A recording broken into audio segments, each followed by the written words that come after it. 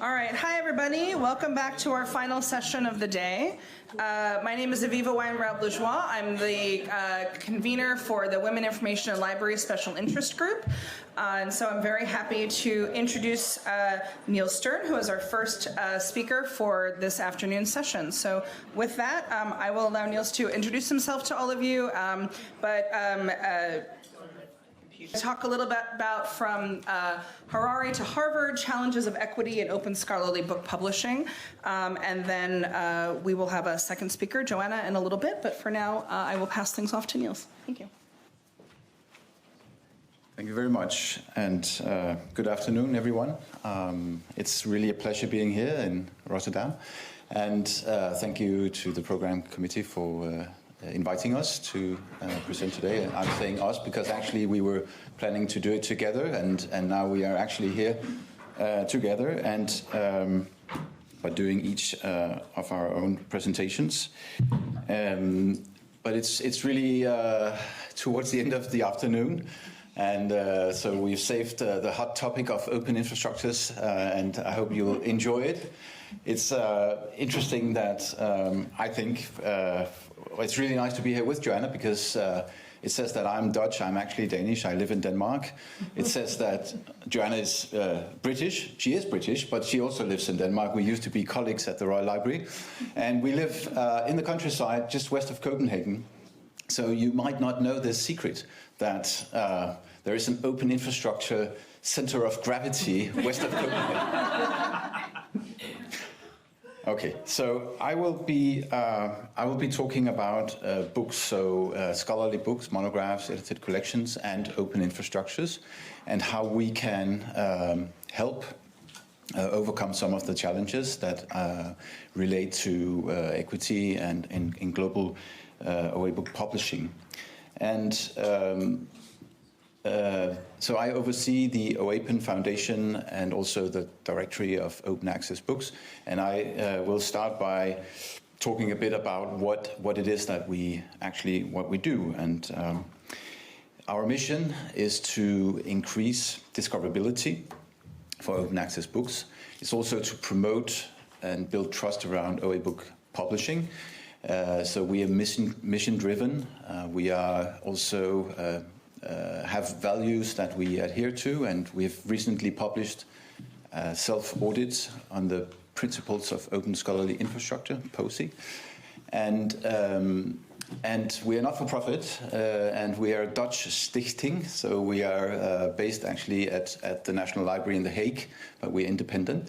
And this means that we cannot be sold or acquired. And the things we do are the OAPEN Library, and it's hosting and distributing and preserving peer-reviewed open access books. And next to that, the Directory of Open Access Books, which much inspired by DOAB, is an index of also of peer-reviewed open access books. And then we have a public information resource, a toolkit, an information hub, if you will, about OA book publishing. And I'll give a few more words about each of these services, but just in a nutshell, technically speaking, this is what we do. And in a very simple way, this chart could be much more complex, but basically we provide the infrastructure to connect authors and publishers on the one side with readers on the other side. And libraries play a very big role in that transition, because many of the readers, of course, are researchers and students who use library systems. But of course, there are also a lot of other people who are not based at universities who can find the books through many other channels on the internet. And OAPEN was a project between 6 university presses. I was with one of them back in 2007. We got some EU funding, and we came together because of the crisis in actually selling print books and also making ebooks work. And so we thought maybe we can use some of the open access ideas that are going on for journals also for books. And not a lot was happening at the time. Caroline will know. And so it was very early days. And And instead of being a collaboration continued between the 6 university presses, it became into a service. And that was when the foundation was launched in 2010. And it's been adhering to the principles of curating a collection of peer-reviewed open access books. And today there are hundreds of publishers adding their books to that collection every day. So it's fast growing, and it's based on open source. It's based on DSpace, DSpace repository software. And the usage of these books is also growing. And when we saw the numbers for 2020, we thought, ooh, it's going up. Then we saw for 21, we said, ooh, wow, now it's really going up. And of course, we thought, well, this has to do with COVID. All by a sudden, everybody had to stay at home. You couldn't access the library and print books were becoming a problem. But the interesting thing is that when we get to the end of the year, I'm sure that the 23 numbers will be higher even. So there is a trend as well. And there is an awareness that there is open content. And there's also issues around the pricing of textbooks, which we saw when we were at the library, that they were really increasing, but also on print books. And the licensing around books was also making things increasingly difficult. The usage is worldwide. It's we see in big countries, of course, like the United States, we see the most usage, but really across the globe, including Antarctica. Actually, we have downloads in Antarctica. But as you can see, there are big numbers in countries like India, Philippines, Nigeria, around the globe. So, as I said, one of the major stakeholders for us, the major stakeholder for us is libraries, because actually the original idea was to collect the books and then provide them to the libraries, which is sometimes can be quite difficult. So we have easy ways of doing it because all the metadata is openly available. There's an open API. You don't have to register. You can just go and take it. Or perhaps even more easy, if you have a library system, ELMA, Ex Libris, or EBSCO, and so on, you can activate the collection. And the activation of collection, we see the importance of, because now we've begun to get usage data from Clarivate, from Ex Libris, and I was quite surprised to see that more than 4,000 libraries have activated the collection. So that means that it's there. It's kind of the new bookshelf of for libraries because open access books are becoming part of the library catalog. So very important. Same for DOAB, Directory of Open Access Books. It was a spin-off project basically from OAPEN, launched 10 years ago. Very much inspired by DOJ, and we got some help. This was then after launch, it kept growing, and as you can see, 70,000 books are indexed today, and it keeps growing. Since 2019, it's also a Dutch foundation, co-managed and co-governed with Open Edition. And also, DOAB as an index is also, we have developed a concept of trusted platforms. So we work with Project Muse, with Cielo Books, of course with OAPEN and Open Edition, and we are just starting with JSTOR, and to sort of aggregate the aggregators, and we would really like to see more platforms. So also, if you know of regional platforms in let's say the Southern Hemisphere or in Africa, in Asia, that would be really helpful to us because it's a way to help increasing discoverability. And then when we talk about AI and all other things, I mean the notion of quality. How do we actually ensure that that the books that we get from those publishers are of quality? We have peer review, and we try to make it possible for publishers to show what they do. So this service, peer review information service for monographs, was launched to give publishers an opportunity to describe in a very simple and way how they process peer review, and then that information is kept as the metadata of books, of the books that they publish. So it can be across a book series, across an imprint, but a way to increase the transparency around OA book publishing to create trust. So it's a first step, and it can be much developed, and we're working with the Global Scientific Committee to do that. Now then, also the Books Toolkit, just to mention, this is collecting articles that can be around licensing, about copyright, about business models, about all things that are relevant when you want to publish books in open access. It was developed with the author in mind, so it has this author perspective, really sort of the cycle here where coming from the planning phase and funding phase through the different stages of going into manuscripts and then have your book published. So, and we keep adding to that. It's also a sort of a community-driven toolkit where we get new articles in, and we're currently leading, co-coordinating a European funded project on OA book policies in Europe and a bit beyond, and that creates a lot of data and a lot of information that we will also put into the toolkit. This project is called Palomira, and it's running until the end of next year. Okay, so coming to the question of equity. So as you saw, we have a lot of readership across the globe and providing access to readers. But on the author side and on the publisher side, this can be quite tricky. And we have discussed APCs and today and some of the challenges regarding APCs. And this is, of course, also true for book publishing.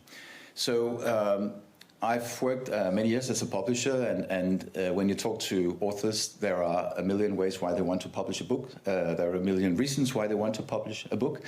And why do you want to publish it open access? It can be because you have to, but it could also be for all the reasons mentioned today, very good reasons that we have discussed today. And of course, we see that publishing open access is providing you a larger readership, more downloads, you'll be cited more. And then there are all the things regarding recognition, prestige, where to publish, and how that affects your tenure and promotion and so on. So there are many, it's a complex picture as an author. But if you have to publish open access, you have to think about how to do that. And many of the bigger publishers and the commercial publishers kind of copied from the journal space that rather than an APC, there is a BPC, so a book processing charge. And that book processing charge can be quite high, so sometimes between 10,000 and 15,000 euros. And as you know, most books are published in the social sciences and humanities, which are typically low-funded disciplines, which raises some issues. But it's also true that if you are from the global south, then you might not have access to funding to be published in those with those publishers. So what do you do? Well, one way, of course, is that whole sort of diamond wave that we're seeing now. So I've heard also many talk about trying to think about library publishing and how can you then, instead of going to one of the international publishers, how can you be maybe published locally, and how can infrastructures help on that? And I can make a small internal commercial, because tomorrow in The Hague there is a full day satellite event about library publishing, and we'll have a panel, Joanna and I and a few others in the room here, about that. So when we look at those different publishers, and you can refer to the Open Access Books Toolkit, but you'll see that most of the commercial presses, they do have a BPC model. The university presses, some have mixed models. A lot of experimentation is going on. MIT Press did their direct to open. University of Michigan Press has fund to mission. Cambridge University Press has a program, even Taylor and Francis has recently launched a program. So there are different things going on. But the library-based publishing is typically focused on Diamond and also the academic or scholar-led publishing opportunities. Now, as I mentioned just before, it's always been tricky as publisher to make sure that your books are being either bought by the library or be made visible through the library. And of course, open access books are not being bought, but how do you get them into the library? So this is where this idea of let's say another kind of bookshelves, which I was, this metaphor was given to me by Martine Pronk, the new executive director of LIBER. We had, and I think this gives you a kind of a picture that open access books, to be really integrated into the library, needs another kind of infrastructure. So that is a challenge, and that is exactly where we should be helpful. Of course, we are not the only ones. So there are other aggregators, like I mentioned, Muse and JSTOR, for instance. Open Edition also really trying to push in that direction. OAPEN is unique in the way that we only have open access and open metadata. So just coming back, this is one answer to that challenge. And because we work with all sizes, all types of publishers, as long as they fulfill the requirements around peer review and licensing. And we work with all sorts of vendors and also the library intermediaries to make all those books come into the library shelves. And as I said, the way is quite easy to activate the collections, and then you can see the downloads. Okay, so I'll just mention 3 initiatives of the many things going on. It's very exciting times for open access books. It was very quiet for the first many years, and then now it's really picking up. So that momentum is fantastic. And just to mention 3 initiatives where we see some things that can hopefully help with increasing global equity in this field. So the first one is a project that we have just launched, a small one, where that we call DOAB in Africa. So we have readership across the globe, but we have only very few publishers in Africa. And I think we should at least make sure that if there are publishers who want to publish open access on the African continent, they should know that DOAB exists. DOAB is free to use for publishers as soon as they have been accepted. And it's helping, of course, with the discoverability. So Tom Oilehuk, who is also working for DOJ, is coordinating this project with Bastien Mirocourt, who is a research engineer at CNRS, and actually working on the ground in Africa at French institutes. And then we have also help from Malavika Leke from OASPA. So it's a nice small team trying to do some outreach. And the first concrete event will be next month in Nigeria, where there will be there will be a conference, and where both DOAB and DOJ will be presented, and there will be hands-on sessions. So this is for 2 years running now, this project, where we hope we will get in contact with people and those who would be interested to know more. Also, we can present other initiatives that maybe help other initiatives in open book publishing. The second activity is, so we have just onboarded our new community manager, Danny Kingsley, you already heard from, which is fantastic because actually we don't have any real engagement in Asia. I mean, again, a lot of usage, readers, but we would really like to engage. And so we want to engage more with libraries, of course. We want to work more with publishers, but we have to do it step by step. It's a very big region. It's very diverse in terms of languages. We already heard that in a previous presentation, but also we, of course, want to support, and we do support bibliodiversity, but that requires a lot of skills, and we are a small team, right? We are 10 people, so we shouldn't be we want to be ambitious, but we should also be realistic, of course, about what we can do. But this is a first step to sort of try and engage more in that region, and also to strengthen our infrastructure, because the way we work with libraries is that they do, some of them do fund us, they help bringing revenue to us, but we also try to engage as much as possible to develop our technology, our infrastructure, so that it caters to their needs.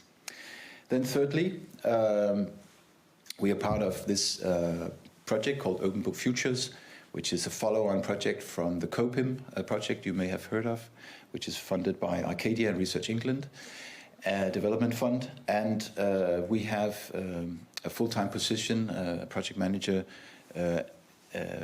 connected to this project, who will be very much focusing on reaching out to publishers, providing showing what kind of tools there are there. So when we did the project application for this project, we listed easily 15 different services, open access tools and services that could be useful for publishers. So we have to help the community of publishers and others to see what's actually out there so that it can be used.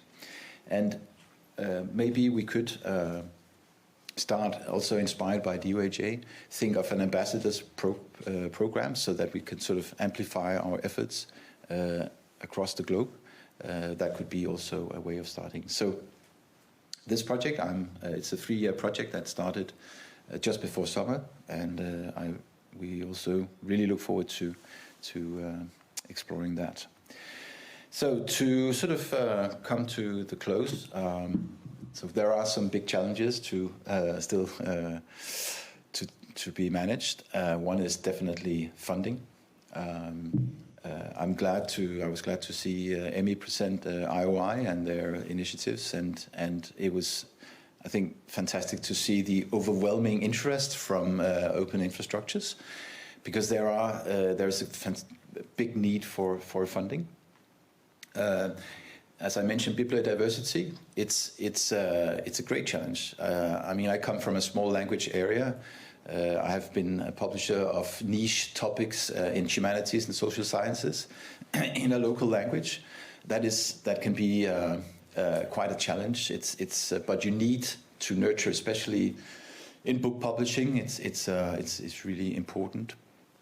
But it requires skills and competences to work with publishers in other parts of the world. And for instance, in South America, we have a very good relationship with Cielo Books. They help us evaluate publish applications, which is immensely helpful because they also understand better the regional context and the traditions, and they can give us input. And then, of course, how do we manage a global network with a small team? How do we do that efficiently? And I think this is where the interoperation with other infrastructures, for instance, with DOAJ, is really important to us, but also other players in the field, for instance, the Public Knowledge Project, PKP, who offer OGS and OMP. So we have just started a working group with them to integrate DOAB and OAPEN into the Open Monograph Press, OMP, software. So all these kinds of ways we can connect open infrastructures. It's really important, but we have to find ways to do that. And we're trying our best, but sometimes it feels a little like being, with a backpack on a shoestring and try to do things the right way. So what are the solutions? And I think I could summarize it in 3 words. Funding, funding, funding. But I have tried to be a bit more detailed and say, we have a library support program. We encourage libraries to make use of the collections we have as much as possible, whether they give us money or not. It's important that the books are getting out there. But also, if libraries have the opportunity, of course, we are to make things work, we need funding. So that's why we have a library support program. In-kind support is not something we have explored a lot, but it could also help us both on the technical side, but also on what I mentioned of an ambassadors program. We have a small library working group, and where we look at metadata. It's a fantastic group, and that's library time going into that. And then I think coming back to Emmy and the IOI, and that funders need to start thinking about how they can do investments. We've talked about this for quite a long time. And then I think the projects, there are lots of projects going on, and libraries are engaged in projects, and we engage as much as we can also in projects.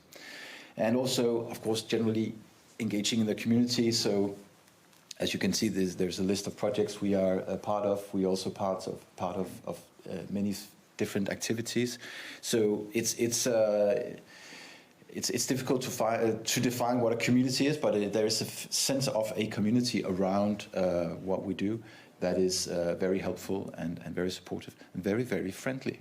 So it's also about people, and it's really lovely to work with those people. So I really enjoy my work, although it sometimes it's a struggle to make it work, but it's absolutely worth it. So I think I did mention DOAJ a few times, so I think that was my last slide, and thank you very much for your attention.